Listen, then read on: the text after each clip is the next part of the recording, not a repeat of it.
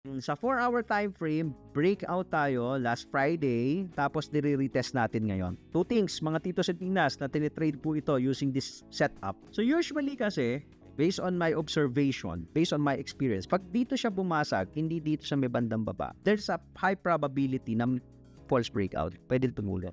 So itong retest na to is very crucial for me. Ito yung trend line, na binasag niya, nire-retest. Okay. So pwede pa naman to. Kung tatalbog siya, and ganito siya ha, kung ganito yung gagawin niya, right? Tapos, tatalbog tayo, higher high, well, that's good. Basta mag-hold tayo dito.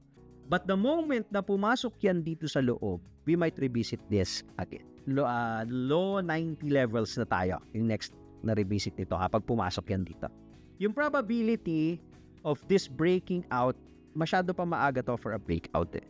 So if you're trading this falling wedge pattern, consistently nagte-trade ka, nakikita mo kasi yan na-observe mo. Saan ba mas mataas yung probability pag bumabasag ang falling wedge? Again, based on my observation, mas mataas yung probability pagka nandito siya bumasag sa bandang baba. This one is medyo nasa gitna pa eh. Yeah, I'm not saying na hindi na yan tutuloy, ha? Okay, again, this is a probability game, but mas higher yung probability kung dito siya babasag. With that in mind, as a trader, papasok ka ba dito sa retest? Ano ba yung risk appetite ko? Ano ba yung risk tolerance level? Let's say 50-50 probability to. Na aakyat, na bababa. May isa lang pupunta, maglalagay na stop loss. Paplanuhin mo yan eh. Ito, this is a good entry for a retest entry. Pero again, pag nag-close yan dito, tumulo, so dapat mag-cut ka.